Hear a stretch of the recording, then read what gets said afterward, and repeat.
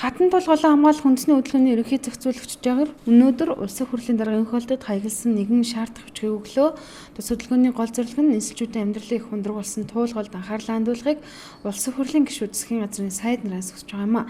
Өнгөрсөн хугацаанд туулгалын эрэг дагуу төгөөмөл олцтой ашигт малтмал буюу элс хайрыг олборлох тусгай зөвшөөрлийг олгосноос туулгал ширгэж зарим газраа урсцсан тасарсан гэж тус хөдөлгөөний хүүдэжээ.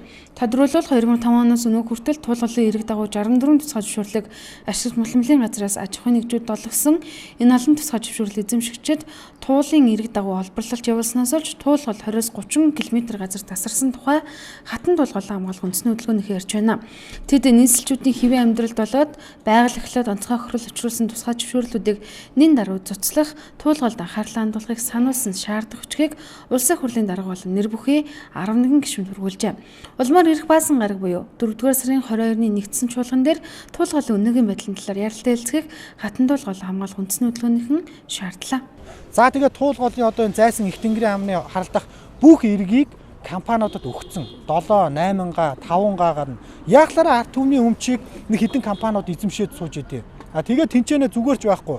Нөгөө хэдэн бургасчинд бүгдийг ногтлоод барилга бариад ингэснээс болоод туулгал өнөөдөр татарч байгаа. Туулгалын яг айс хав газар ягаад хуулиараа 200 м-ийг тогтоод өгсөхээр тэнд усан сан бүхий газар бүрэлдсэн байдаг байхгүй. Тэр бүгдийг өнөөдөр устгаж үгүй болгосон. Тэрнээс болоод туулгал өнөөдөр тасарж байна. Өнөөдөр бидрээс ам гуйж байна.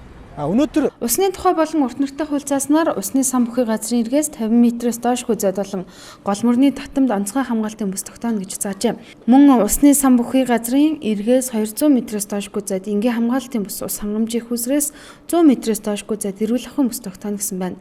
Нийслэлийн байгаль орчин ногоон хөгжлийн газрын мэдээллээр нийслэлийн нутагт эсгэрдэх туулгалын сав газарт нийт 203 лиценз буюу тусгай зөвшөөрлийг компаниуд авчээ.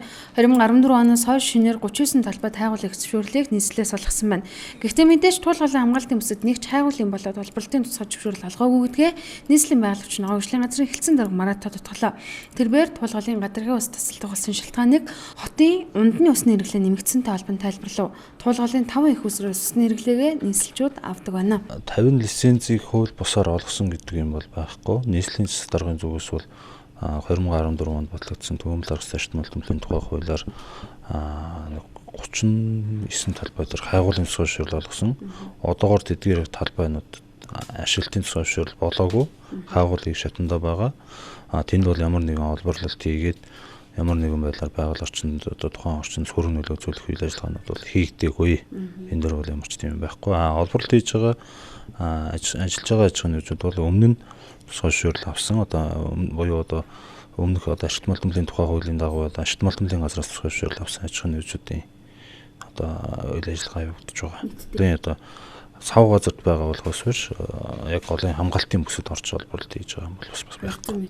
Тэгээд бүгд 200 м-ээс гадна 200 м газар 200 м-ийн дотор олборлолт хийж байгаа ч нэг бол байхгүй. Хатан туулгуурлан хамгаалах үндэсний хөдөлгөөнөөс гол уурсан үед хамгаалтын бүсдэх 50 м газраараа тэжээгддэг. Гэтэл 50 м-ийн дотор эдгээр үйлдвэрүүд олноор байрлаж хаягдал бохирдол гаргаж голын орчимд хаягдлаа хаягдах нь нөлөөлөх хүчин зүйл энийг болсныг хэлж байсан юм. Тиймээс нийслэлчүүд 90% ундны усыг хангадаг туулгуурлын ширгэхэд хүргэсэн барилгын болон хайраг дарганы лицензийг яаралтай цуцлах, 2-дугаар туулгуурлын орчим дох барилга үйлдвэрлэлийг яаралтай гаргах зэрэг шаардлагыг өнөөдөр улсын хурлын дарга туслахаар дамжуулан инх өгчээ.